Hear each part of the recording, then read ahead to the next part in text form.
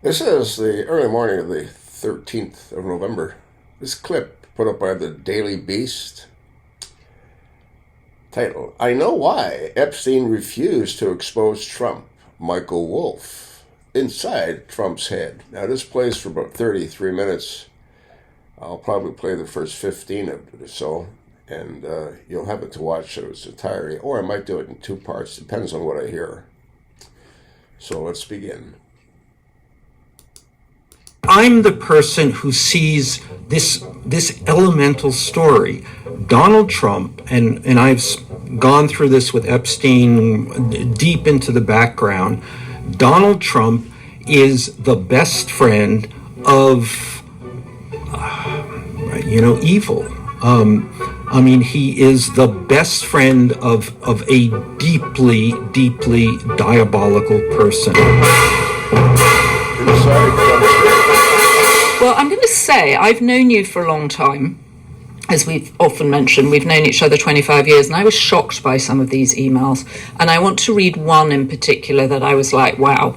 And this is based on you sending Jeffrey Epstein an email in December 2015, on the eve of a primary debate, Republican primary debate, and it's CNN's holding the debate, and you send an email to him saying, I hear CNN is planning to ask Trump tonight about his relationship with you, either on air or in Scrum afterwards.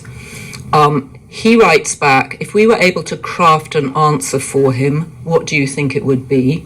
And then you say, I think you should let him hang himself. If he says he hasn't been on the plane or to the house, then that gives you a valuable PR and political currency.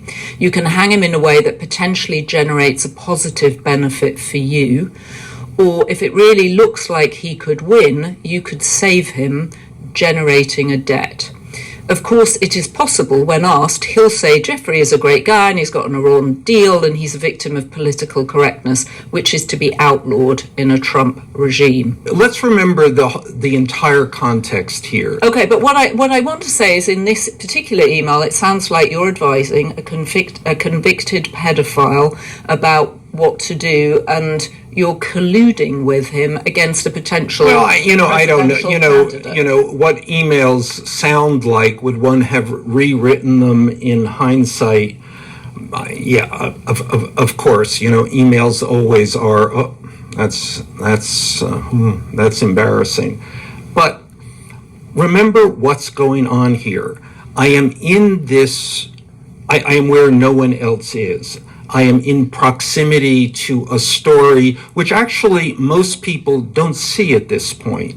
So in these emails, what strikes me is that you're frequently giving advice to Jeffrey Epstein about how to handle the media, how to use the media. Were you his media advisor? No, he had. And given the fact of how badly he has managed the media over the course of his long difficulties, I would not want credit for that in any way, but this was always a major thing, and this was actually part of the reason, part of my entree here, that I knew about the media. That gave me the kind of cachet that got me a place at the table, which has gotten me the Epstein story, if anyone wanted to pay attention. Right, so this is 2015. Yeah, I'm the person who sees this elemental story.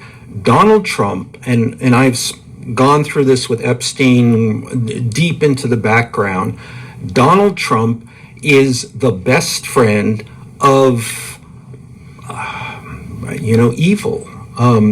He is the best friend of a deeply, deeply diabolical person, a person who is involved in, well, we now know what he's involved in. 1,000 women, trafficking 1,000 girls, and ferried back and so forth. what I understand at this point is that Donald Trump may become the president of the United States, and this is still in 2015 an iffy proposition, but nevertheless, a possible president of the United States has been involved for well more than 10 years, has been joined at the hip with this person, has been involved in both of these men, in every aspect of each other's lives, sharing girlfriends in their financial lives. Now, this is to me, and this is a moment which I think we ought to pause, because I think we're very close to the smoking gun. This is what is not only implied in my emails, but in other emails that Epstein has sent. And by the smoking gun, what do you mean? Well, the relationship, and remember, Donald Trump has denied this relationship. Oh, Epstein, passed him in the hall. Well, he's calling it a democratic hoax again. He just drew which of course he will. He's called it again and again. Everything is a hoax. Everything in his life he doesn't like is a hoax.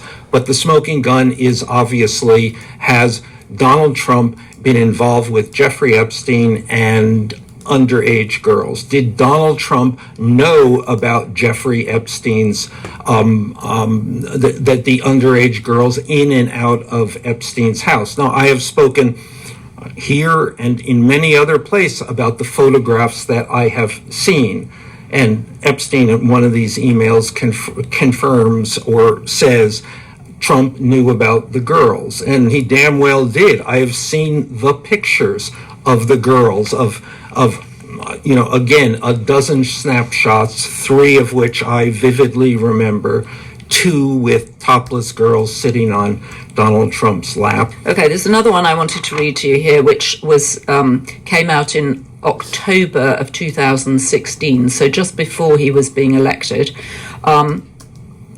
There's an opportunity to come forward this week and talk about Trump in such a way that could garner you great sympathy and help finish him. Interested? One of the things that I was focused on is trying to get Epstein to come forward. Why don't you go public with these pictures? Why don't you go public? Let me help you go public in telling your story about Donald Trump. I mean, I saw then, as I have continued to see and see every day now, that Donald Trump was unfit to be the president of the United States. So Blue Sky and X and social media is full of journalists just saying this is completely unacceptable, this is not how you speak to a source, this is not what journalism is. Well, these are not people who have written the kind of books that I have written, and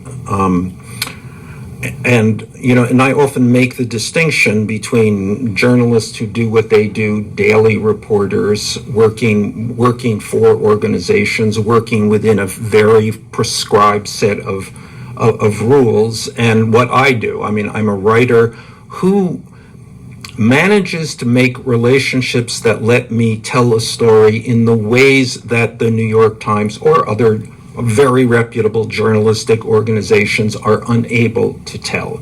I mean, I am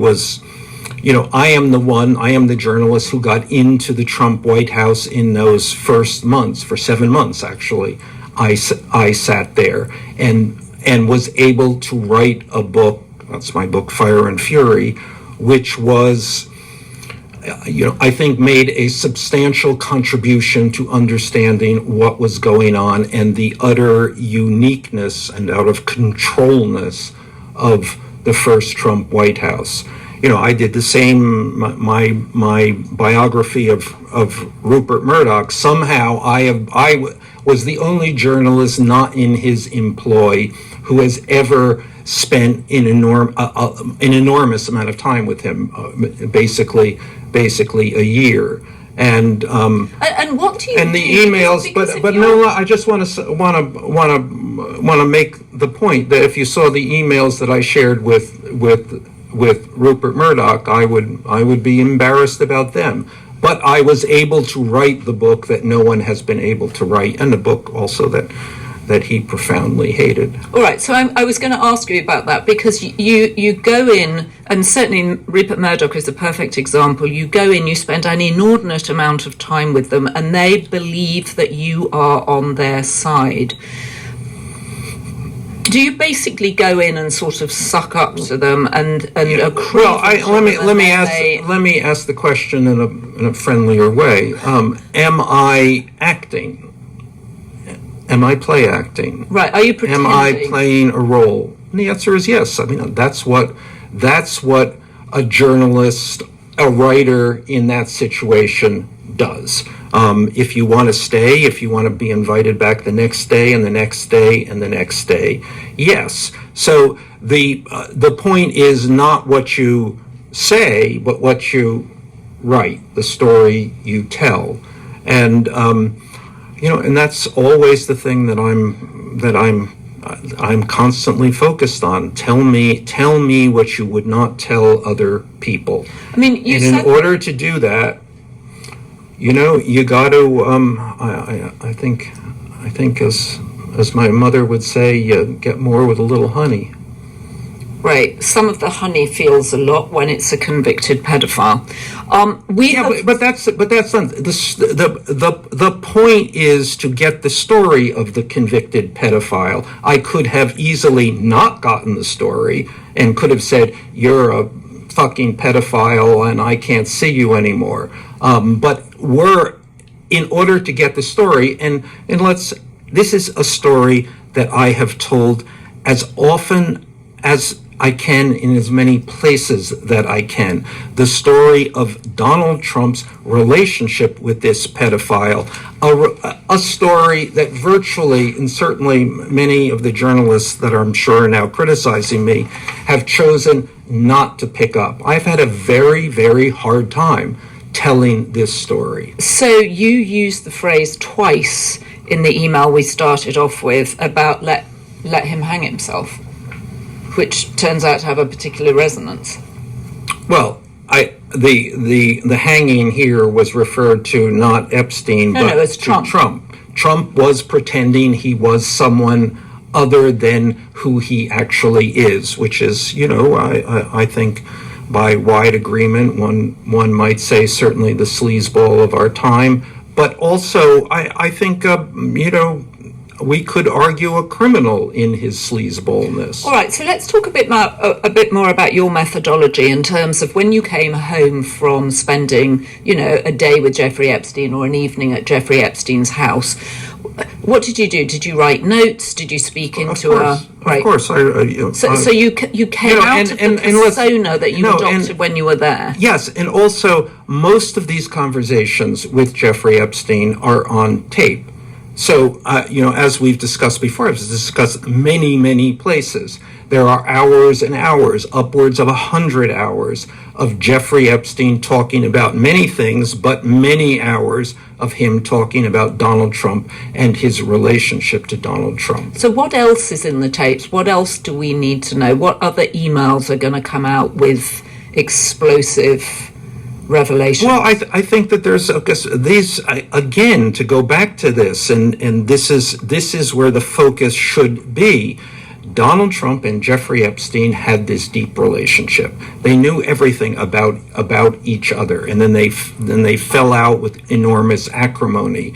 But for more than a decade, that's what they were doing, and their obsession was women, girls, models. I can't make that point clear enough. It was models, supermodels, runway models, fashion models, catalog models, girls who just wanted to be models. The Trump model agency. They all had a modeling agency, right? Jeffrey Epstein had a modeling agency. Trump had a model. Yes. Everyone. I didn't have a modeling agency. So you've talked about going after Trump, but how is Donald Trump, who was elected president not once but twice, worse than a convicted pedophile who, it turns out, had trafficked 1,000 girls. I mean, he was sending cars to pick up girls from Okay, from but that's school. Joanna. That's clear the answer because he's the president of the United States. I'm going to stop it at the 14-minute, 19-second mark. That'll be the first segment. Folks, I watched these to be able to talk intelligently and to provide you with what you need to be made aware of. And I can't do that unless I stay current. I've done this for 14 years. Trump, I believe, is an absolute pedophile, disgusting, filthy person. And as I stated in the previous video, he might end up killing himself. I'll attach the link. Stand by for part 2. Pass it along, and thanks for listening.